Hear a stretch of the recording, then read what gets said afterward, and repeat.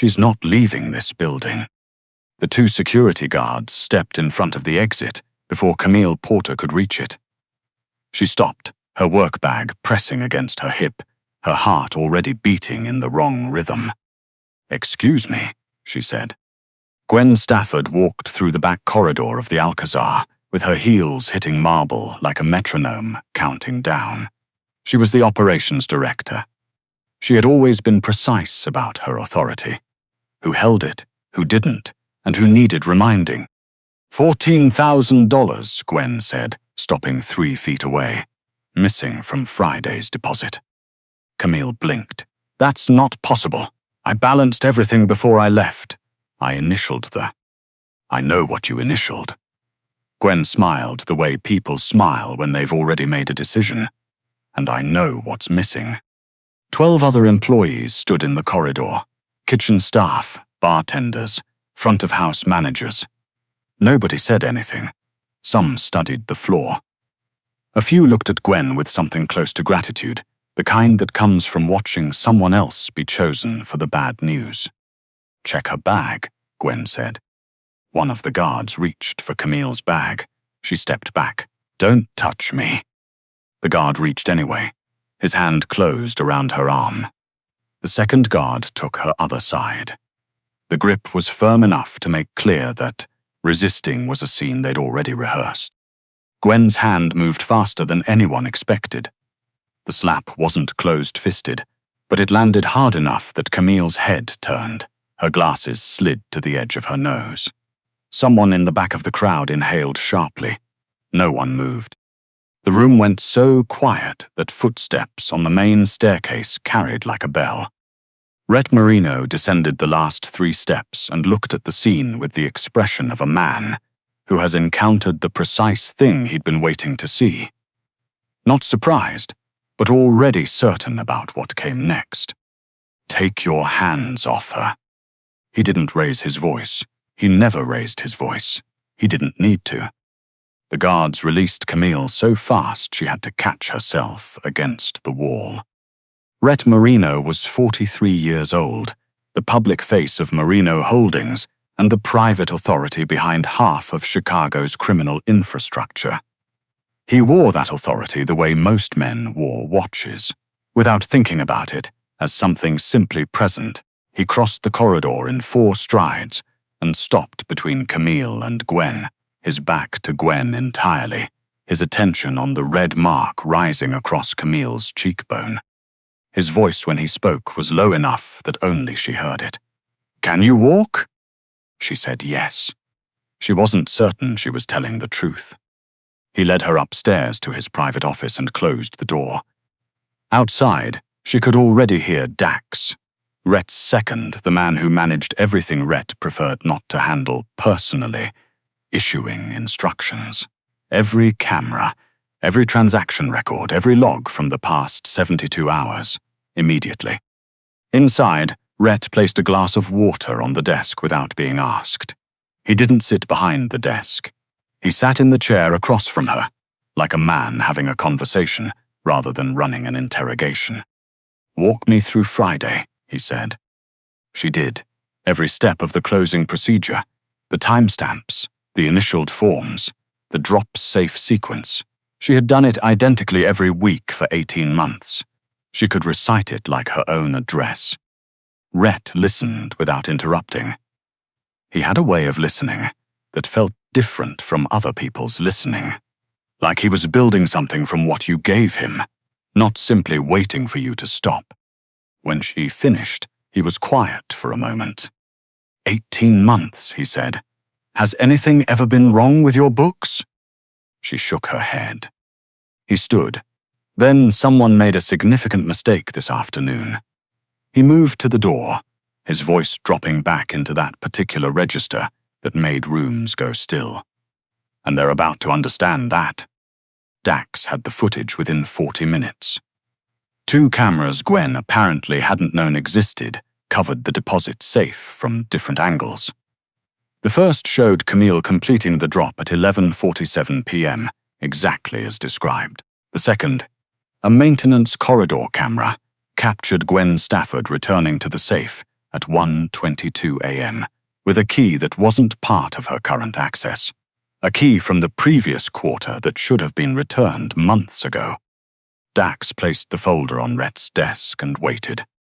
Rhett looked at it for precisely as long as he needed to. "Bring everyone to the main floor," he said. 10 minutes. The Alcazar's entire staff gathered in the dining room. The space smelled like cold candle wax and good leather, and the particular tension of people waiting to learn whether the news is theirs. Gwen stood near the front, composed. She had survived this kind of meeting before. She had always been on the correct side of them. Rhett entered without announcement and stood at the center of the room. "The investigation is complete." He looked at Gwen with the patience of a man who has already run out of it. The deposit was not touched by Camille Porter. The footage is unambiguous. The original transaction log is intact. He paused. What is also clear is that someone with access to a key that should have been surrendered 8 months ago entered that safe in the middle of the night. The silence in the room changed texture. "Gwen Stafford." He didn't add anything to her name. "You're done here. Effective now. Dax will see you out." Gwen's composure cracked in a very specific way. Not anger, but the expression of a person who was entirely certain and has just discovered they were not. "I built the operational framework for this entire venue, and just dismantled it," Rhett said. She was escorted out. No one spoke. Several people looked at the floor with the quiet guilt of those who watched and said nothing. Rhett's attention shifted to the back of the room, where Camille stood with her arms folded, not from cold, but because it was something to do with her hands. He held her gaze for a moment before addressing the room. "I expect this place to run at a high standard. That includes accurate books and honest work. It also includes the basic understanding that every person in this building is treated with the same fundamental respect. If anyone believes their position entitles them to put their hands on another employee, they have no future in a Merino property." Nobody moved. The guilt had nowhere to travel but inward. Things returned to normal, or the version of normal that the Alcazar maintained, where the crystal was always clean and the smiles were always calibrated. What changed was harder to name. Rhett had always run the property through reports, numbers, outcomes. The human dimension was Dax's territory. But in the weeks after the incident, Rhett found himself noticing things he had never noticed before. He noticed that Camille arrived an hour before her shift most mornings, not for her own projects, but to quietly reconcile the junior accounting staff's overnight numbers before the morning meeting. She never told them she'd done it. She left clean spreadsheets on their desks with notes that said checked. "You're good." He noticed she had begun covering the transit costs for the prep cook whose car had broken down, routing the reimbursement through petty cash in a way that read as a routine supply expense. He noticed that when a new bartender made a serious inventory error and was terrified to report it, it was Camille who sat with him after close, walked him through documentation, and stayed until he felt steady enough to submit it himself. Dax noticed Rhett noticing. "She never tells anyone," Rhett said one evening, reviewing the security feed from the back corridor, with more attention than the evening's receipts warranted. "No," Dax agreed. "She seems to operate on the assumption that good work doesn't need a witness." Rhett turned from the monitor. "Find out what you can about her. Quietly. I want to understand who she is." The first real conversation happened by accident. Rhett was in his office past midnight after a negotiation that had resolved correctly but slowly. He hadn't eaten since noon. He wasn't planning to address that. He had a long and practiced relationship with skipping meals during difficult weeks. A knock came at the door. He said nothing.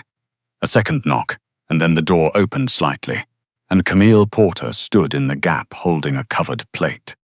"You didn't eat at the dinner," she said. "Not a question." He looked at her. "How would you know that?" The kitchen logs every plate that goes out. Yours came back untouched. She held the plate forward. There's leftover risotto from the tasting menu. It won't survive until morning. He almost told her he was fine. He'd been telling people that for roughly 20 years, and was quite good at it. You didn't have to do that, he said instead. I know. She set it on the corner of his desk, with the calm of someone who'd made a decision and wasn't revisiting it. You've been in here since 7. The risotto is better than it sounds. He ate it. She stood by the window and looked out at the skyline without trying to fill the quiet. Most people couldn't do that. They felt silence like an obligation and rushed to cover it. Thank you, he said, when the plate was half empty. She glanced over. You're harder to take care of than you look. I've been told. I'll stop being surprised, she said and left. He sat with the plate and the city lights, and something he couldn't quite classify. Dax knocked, 20 minutes later. The risotto worked out, he asked. Rhett looked at him. Did you know she was coming up here? Dax's expression was professionally neutral. She mentioned the plate. I may have failed to mention that you generally prefer to be left alone. In the future, Rhett said, don't mention that. Dax placed a thin folder on Rhett's desk 2 weeks later and waited while Rhett opened it. There wasn't much inside. Camille Porter kept herself small in the world's records. No dramatic history, no public footprint worth speaking of. But what Dax had found was enough. Photographs from several years back. Camille at a company event, younger, wearing the same warm expression she brought to the Alcazar every morning. The comments beneath, screenshotted, still legible, were the kind that arrive in clusters, quick, anonymous, precise about where to aim. Who hired her to represent the firm? She'd be pretty if she ever did something about herself. Must be charity. Rhett set the photo down. Dax continued. She was engaged through most of her late 20s. A man named Aldis. They had a date set. 6 weeks before the ceremony, he ended it. He checked the folder. Several people present at the event where it collapsed reported that a group of his colleagues made comments about her appearance in front of him. He left the engagement that same night. He told her he couldn't build the career he wanted with her beside him.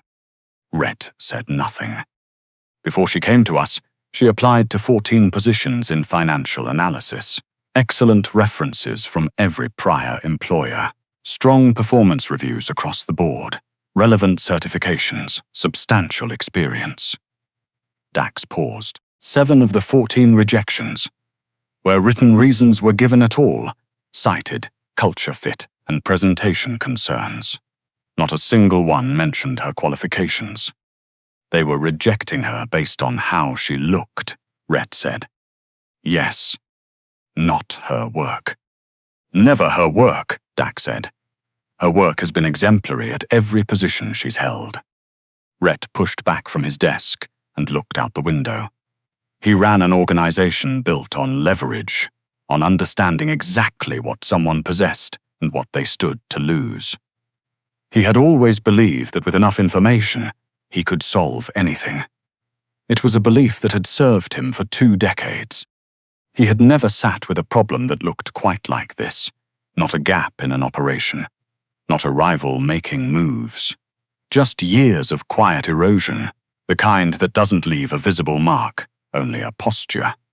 The way someone learns to take up less space, so the world stops noticing them.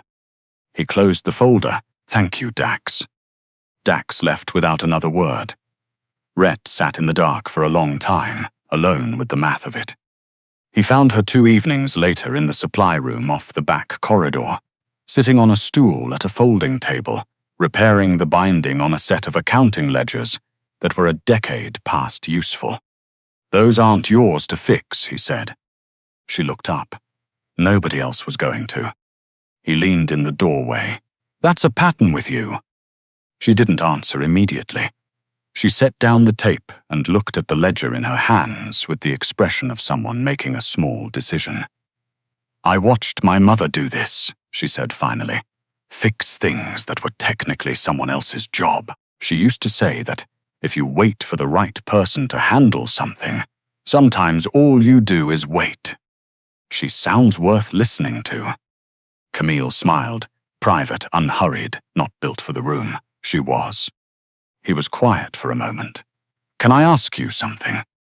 You own the building, she said. I can't exactly stop you. You can. He meant it, and said it again with his eyes until she understood he meant it. After everything that happened with Gwen, after everything long before Gwen, you still come in early. You still fix the junior staff's work before they know it's broken. You still bring food to offices where no one asked for anything. He paused. Why? She was quiet for a long time. Because the alternative is becoming someone who doesn't anymore, she said. And I don't want to meet that version of myself. He looked at her in the yellow light of that supply room and understood, with real clarity, that the world had spent years trying to make this woman disappear, and she had simply declined, not loudly, not defiantly, just quietly, consistently, every single day. You're the strongest person in this building, he said. She laughed, brief, startled. You've met your security team. I have. I stand by it. The Marino Foundation's annual charity auction was held on a Friday evening in November, in a downtown hotel ballroom that charged by the chandelier. Business leaders, aldermen, old money in tailored jackets, camera flashes at every entrance. Rhett had asked Camille to oversee the Foundation's hospitality presence at the event. She had accepted with the expression of someone immediately cataloguing everything that could go wrong.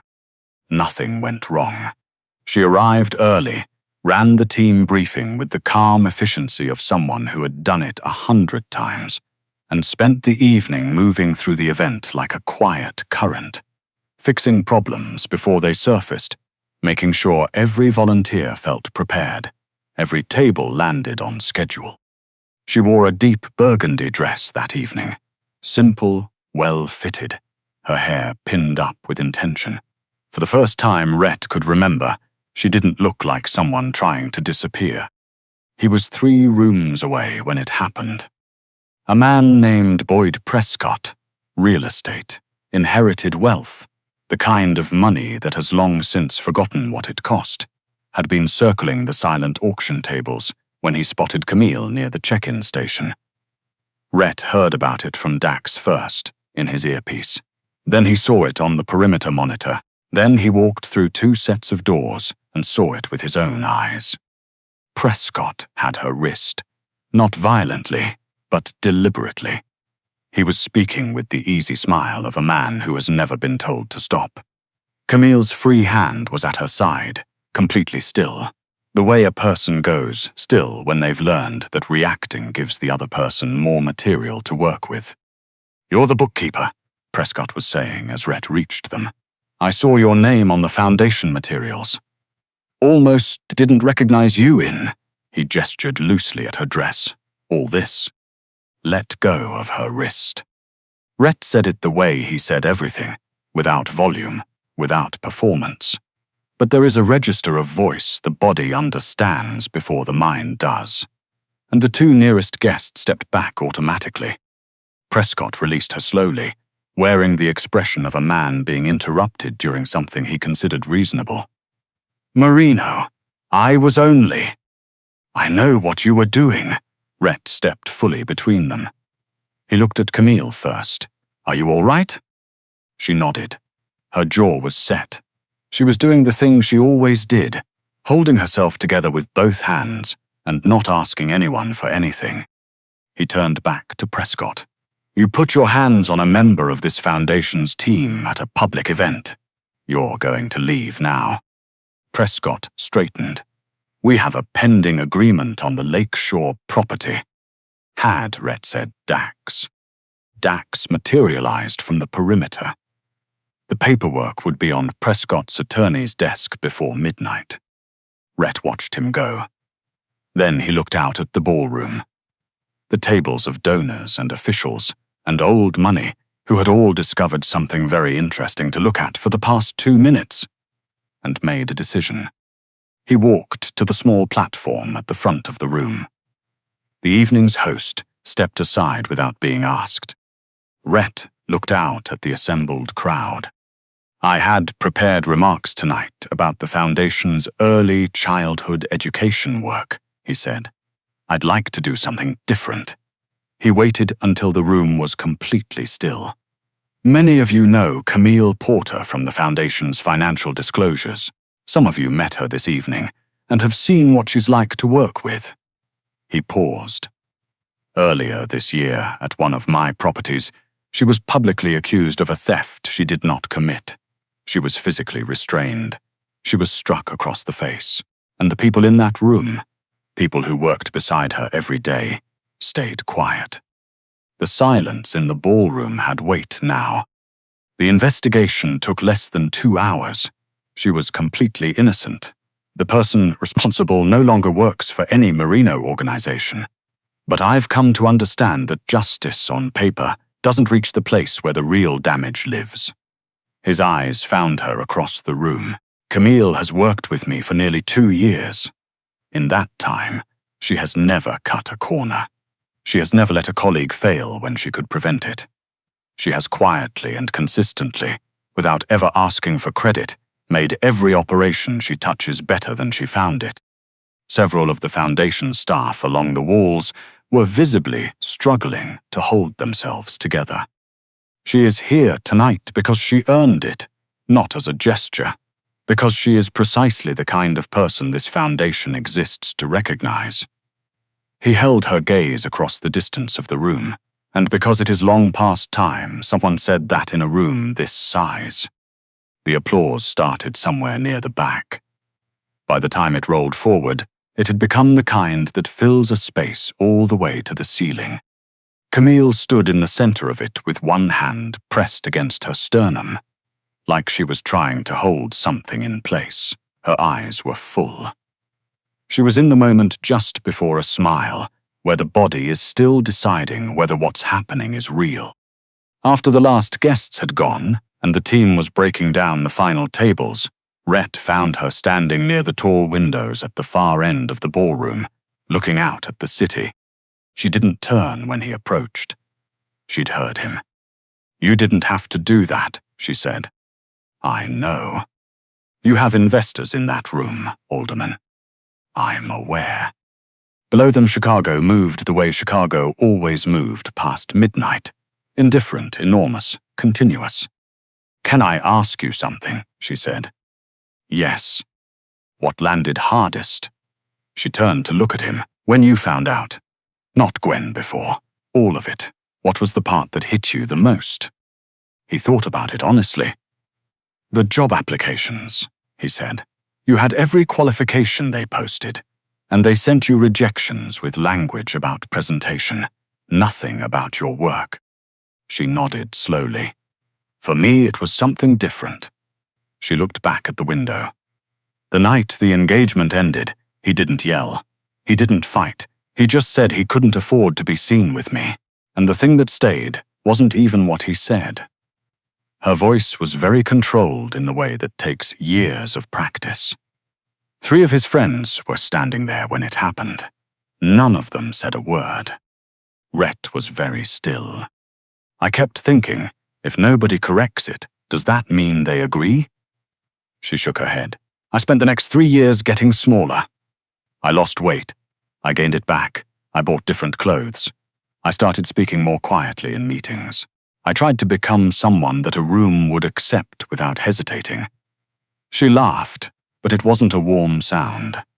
"And somehow I was always still too much of something." "You were never too much of anything," he said. She looked at him. Something shifted in her face. "The night Gwen put her hands on you," he said. "I've thought about it a great deal since. And I want to be honest with you about something." She waited. "I didn't walk across that corridor because it was the right business decision. I didn't pull the footage because I needed the operation to look clean." He held her gaze.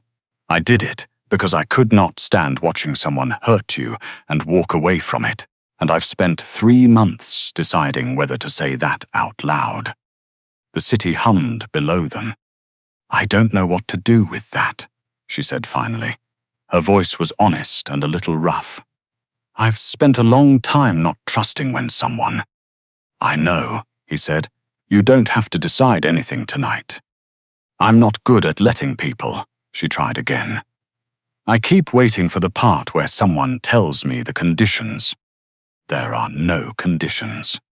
She looked at him the way you look at a document in a language you've been learning for years, and thought you understood and suddenly aren't certain about. I don't fall easily, she said. Neither do I, he said. But I've been paying attention to you for months, Camille. I know how you take your coffee. I know you hum when you're working through a complicated figure. I know that you've spent years treating the way the world handled you as reliable information about your worth. He took a slow breath. I'd like the chance to offer a different data set. She stared at him for a moment. Then she laughed. A real one, startled out of her by the phrasing. A different data set, she repeated. I'm a numbers man at heart. You run a criminal empire. The books still have to balance. She shook her head, still half lawing, and something in her face shifted. The careful architecture of self-containment she'd been maintaining all evening, maybe all year, easing slightly out of its practiced position. I've never let anyone in, she said quietly, who I wasn't already preparing to lose. I know, he said. I'm asking you to try something different. When she looked at him this time, she wasn't mapping the exit. She was simply looking. Okay, she said, soft and certain. Different.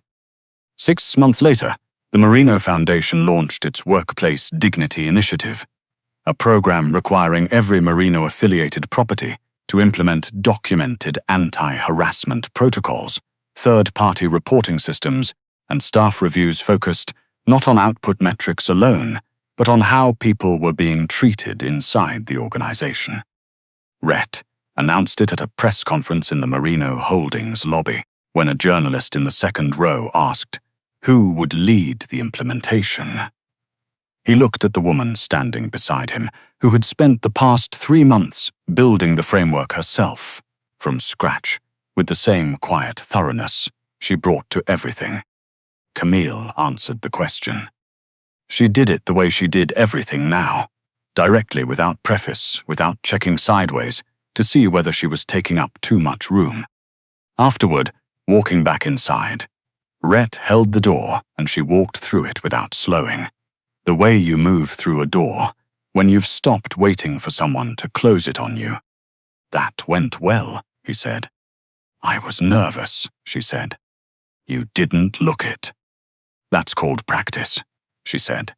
Years of learning to look like something you're not quite feeling yet. She paused. Turns out you can practice the other direction too. Which direction is that? She looked around the lobby, the marble floor catching the morning light, the place where she had started 18 months ago, with her head down and her ambitions folded carefully out of sight. Feeling something, she said, and deciding to let it show. She smiled at him.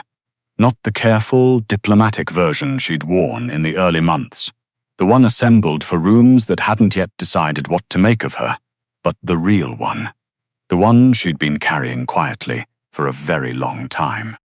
He smiled back. And in that small exchange in a public lobby, something that had been building since the night he walked down a hallway and said, "Take your hands off her," arrived quietly at where it had always been headed. Not because she had needed saving, not because he needed someone to soften the empire he'd built, but because some people find each other already whole and choose, with full information and clear eyes, to be that way together.